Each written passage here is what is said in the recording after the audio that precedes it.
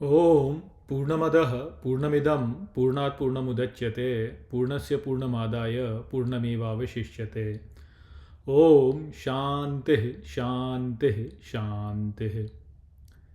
नमस्कार मित्रों। आज की वीडियो में हम बृहदारण्यक उपनिषद के प्रथम अध्याय के पांचवें ब्राह्मण का जो 19वां मंत्र है उसका पाठ करेंगे। तो आइए देखते हैं कि ये मंत्र क्या कहता है। तो जो मंत्र वो कहता है, दिवश्च एनम आदित्याश्च दैवम मन अविशति, अर्थात मन देव ये आकाश और आदित्य में प्रवेश करता है।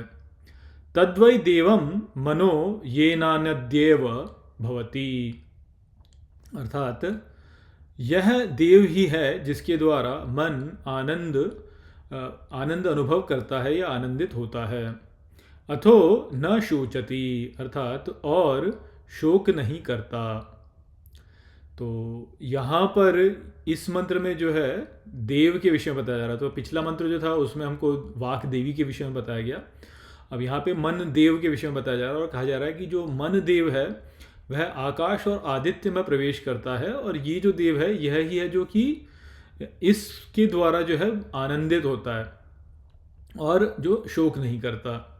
अर्थात जो भावनाएं हैं, जो भावनाएं अनुभव करता है वो जो है वह मन देव है, ये बताया जा रहा है। तो देखिए पिछले मंत्र में जो है हमने वाक देवी के विषय में समझा था, और वहाँ पर मैंने आपको समझाया था कि जो भी हमारी भावनाएं होती हैं या जो भी हमारे मन के भीतर जो हमने संकल्प बनाए हुए हैं वो जो है वो हमारी भावना से ही हैं।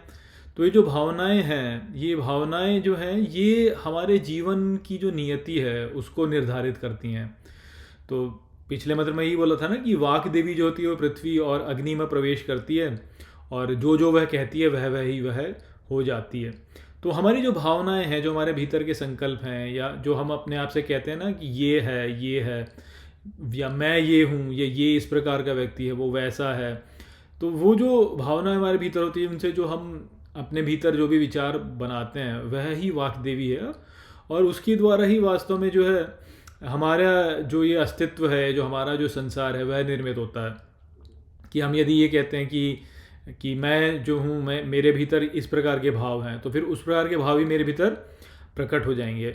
मैं जिस प्रकार की परिभाषा स्वयं को दूँ उसी प्रकार से जो है फिर मेरी अवस्था हो जाती है, और दूसरों को भी हम जिस प्रकार की परिभाषा देते हैं उसी प्रकार के वो लोग जो है वो हमारे लिए हो जाते हैं। तो वाक देवी जो है वह उस प्रकार से क्रिया करती है कि जो भावनाएं हमारे भीतर हैं वह जब चलती हैं तो उनके आधार पर ही हमारा जो जगत है वह परिभाषित हो जाता है। तो वो तो वाक देवी हैं, परंतु यहाँ पर मन देव के विषय में बताया जा रहा है। तो मन देव यहाँ पे हैं जो भावनाओं को अनुभव करने वाले हैं, तो उससे जो भी भाव अनुभव करते हैं वह मन देव हैं। तो मन देव जो है वह जो है आप कह सकते हैं कि जो सुख और दुख को अनुभव करने वाला है वो। तो आनंद से यहाँ पे अर्थ केवल सुख नहीं है। प्रायः लोग जब आनंद का विषय सोचते हैं तो सोचते हैं कि आनंद का अर्थ हो गया केवल कि भाई हम सुख अनुभव करें तो आनंदित हों, और वो वाली बात यहाँ पे नहीं है। अच्छा, दूसरी चीज़ यहाँ पे बोला है कि न शोचती, वो यहाँ पे बोला गया कि वो शोक नहीं करता है।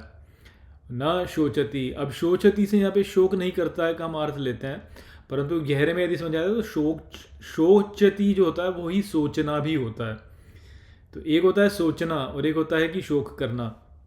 तो वास्तव में शोचती जो होता है वह सोचने से यहाँ पे हमको उसका अर्थ समझना है, हमको शोक से यहाँ पे अर्थ नहीं समझना है। प्राय लोग सोचते हैं कि आनंद अर्थात जब हम खुश हो तो आनंद, और शोक अर्थात जब हम दुखी हो तो हम शोक करते हैं। परंतु जो गहरे में अर्थ है ना आनंद और शोक का, वो नहीं है।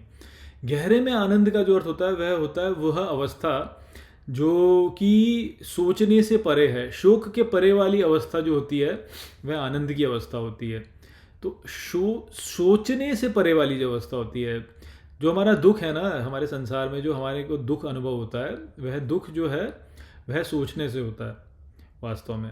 तो सुख और दुख और आनंद और शोक के बीच का भेद यदि हम समझें तो हम वाक देवी और मन देव के बीच का भेद समझ सकते हैं।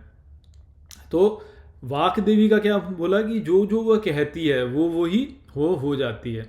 तो अब सोचना जो है, जब हम सोचते हैं अपने मन में, तो हम जब सोचते हैं तो किस प्रकार से सोचते हैं, तो किसी न किसी भाषा में, किसी न किसी शब्द में ही सोचते हैं ना। कोई ना कोई वाणी तो होती है हमारे भीतर जो उत्पन्न होती है, कोई भाषा ही होगी या कोई वाणी होगी या कोई संकल्प होगा। तो जब हम कुछ भी सोचेंगे तो किसी भाषा में सोचेंगे ना कि भाई मैं ये करूँ, ऐसे हो जाएगा, वैसे हो जाएगा, ये हो जाएगा, ये हो जाएगा, ये ऐसे है, ये वैसे है, इसको ऐसे होना चाहिए, उसको वैसे होना चाहिए। सब कुछ क्या होता है, सब कुछ भाषा में ही होता है ना। तो सोचना जो होता है वह वाक में ही होता है वास्तव में। तो हमारी सारी भावनाएं जो होती हैं वो भी सब वास्तव में वाक में ही होती हैं। और यदि ये भावनाएं जो हैं, यदि हम वाक ना करें, यदि हम सोचें नहीं, तो भावनाएं भी नहीं होंगी वास्तव में। तो तब क्या बचेगा, तो तब केवल आनंद बचेगा। तो आनंद क्या है कि वह अवस्था जहाँ पर कि कुछ चिंतन ही नहीं हो रहा, कुछ सोचा ही नहीं जा रहा। तो अब आप सोचिए कि अपने जीवन में आप जब भी कभी बिना सोच के रहते हैं, बिना सोच के, यानी आपका मन कुछ भी नहीं सोच रहा है, केवल एक निलंबित अवस्था में, तो वो जो निलंबित अवस्था है वह आनंददायक होती है ना। देखिए जीवन में आनंद कौन सी ऐसी अवस्था होती है जब हम सोचते नहीं हैं, तो वो है जब हम प्रगाढ़ निद्रा में चले जाते हैं, जो कि हमारी स्वप्न रहित निद्रा है, तो जैसे सुषुप्ति कहा जाता है। अब आप ये सोचिए कि यदि हम सुषुप्ति अनुभव ना करें तो हम मर जाएंगे। हमारी जो शक्ति होती है, हम दिन भर जो है क्रियाएं करते हैं, दिन भर काम करते हैं, भाग दौड़ करते हैं, इधर उधर कुछ कुछ करते हैं, और उसके पश्चात जो है फिर हम सो जाते हैं। और जो भी हमारी शक्ति का जो ह्रास हुआ था पूरे दिन में, वह जो है सोने के पश्चात हम उसे पुनः प्राप्त कर लेते हैं। तो हम उसे पुनः प्राप्त कैसे कर लेते हैं, हम उसे पुनः प्राप्त इसीलिए कर लेते हैं क्योंकि हम आनंद की अवस्था में जाते हैं। हम स्वयं आनंद स्वरूप हैं, हम आनंद को अनुभव करना चाहते हैं। हमारा जो वास्तविक स्वरूप है वह आनंद स्वरूप ही है। तो यहाँ पे आनंद स्वरूप से जो अर्थ है वह ये नहीं है कि जी हम जो है हैप्पी हो रहे हैं, खूब इंजॉय कर रहे हैं, हैप्पी हो रहे हैं, पार्टी कर रहे हैं, वो नहीं है। लोग आनंद को ऐसे सोचते हैं। आनंद का अर्थ क्या सोचते हैं कि हाँ भाई आनंद आ गया है, नहीं भाई कोई बढ़िया सी मिठाई खा ली तो आनंद आ गया जी, या कोई भी जो है हमने कोई बढ़िया सा कोई फिल्म देख ली तो आनंद आ गया, ये सोचते हैं। परंतु वो आनंद नहीं है वास्तव में। वो फिर भी वास्तव में दुख ही है, क्योंकि वह द्वेष, वो राग और द्वेष के उसमें है, वो द्वैत में ही है वास्तव में। तो जो हमारा ये द्वंद्व वाली अवस्था होती है ना, दो वाली जो अवस्था होती है कि मैं हूँ और कोई और है, या राग है, द्वेष है, या गर्मी है या सर्दी है, जो भी होता है ये सब सोचने के ही आयाम में होता है वास्तव में। और सोचना जो है वह काल का ही आयाम है ना। जब हम सोचेंगे तो किस में सोचेंगे, समय में सोचेंगे ना। यदि हम कुछ नहीं सोचें तो समय की परिभाषा नहीं रह जाती कुछ भी। समय की परिभाषा केवल तभी होती है जब हम सोचेंगे। तो यहाँ पे जो शोचती जो शब्द है उसका वास्तविक अर्थ है सोचना। सोचने से, शोक करने से नहीं है। शोक भी है, परंतु शोक जो है वो सोचने से ही है वास्तव में। तो गीता में श्री कृष्ण भी क्या कहते हैं, सर्वधर्मान परित्यज्य माम एकम शरणम व्रज अहम त्वा सर्व पापेभ्यो मोक्षयिष्यामि मां शुचः। तो लोग बोलते हैं कि शोक मत कर, दुखी मत हो। तो वो ठीक है कि दुखी मत हो, किंतु जो वास्तव में जो इसका अर्थ है ना वो है सोच मत, मेरे शरण आ जा और सोच मत, सोचना छोड़ दे। तो यहाँ पर भी बात वही है कि यदि हम सोचें नहीं तो स्वतः आनंद की अवस्था में पहुँच जाएंगे। क्योंकि जो हमारा स्वरूप है, जो मन स्वरूप है, जो मन का जो स्वरूप है वास्तव में वह आनंद स्वरूप ही है। मन में जब वाक चलती है, जब भावनाएं चलती हैं, जब वाक के बीच में इधर उधर घर्षण होता है, तो जो है हम सुख दुख, लाभ हानि, प्रेम तो मैं ठीक नहीं बोलूँगा, पर जो राग और द्वेष, ये हम तभी अनुभव करते हैं जब हमारे मन में जो है सोचना चलता रहता है, ये सोचना चलता रहता है। और ये सोचना ये भावनाओं से उत्पन्न होता है, और भावनाओं से उत्पन्न होता है अर्थात वाक। तो जो वाक चलती रहती है हमारे मन में, वाक चलती रहती है, तो जो वाक जो चलती रहती है ना, यही जो है वास्तव में हमारे लिए दुख उत्पन्न करती है। परंतु यदि इस ही वाक को जो है स्थिर कर लिया जाए तो फिर जो है ये हमारा कल्याण कर देगी। यही वाक जो है इसका यदि सदुपयोग किया जाए, इसको ठीक प्रकार से चलाया जाए, तो फिर ये जो है हमें आनंद की अवस्था की ओर ले जाएगी। क्योंकि यही वाक जो है ये हमें स्थिर कर देगी, यही वाक हमें स्थिर कर देगी एक शब्द ब्रह्म में, ओंकार की ध्वनि में जैसे कहते हैं आप। तो देखिए आप यदि आप ध्यान लगाएं और आप जो है आपके मन के जो भी संकल्प है वो रुक जाएं, तो आप जो है फिर वह मौन जो है उसको अनुभव करेंगे। और वो मौन जो होगा उसमें उसका एक आनंद है। वो जो आनंद है अपना, उसका एक मज़ा जिसको कहेंगे आप, मैं भाषा में अब कैसे बोलूँ, मैं समझा नहीं पा रहा हूँ।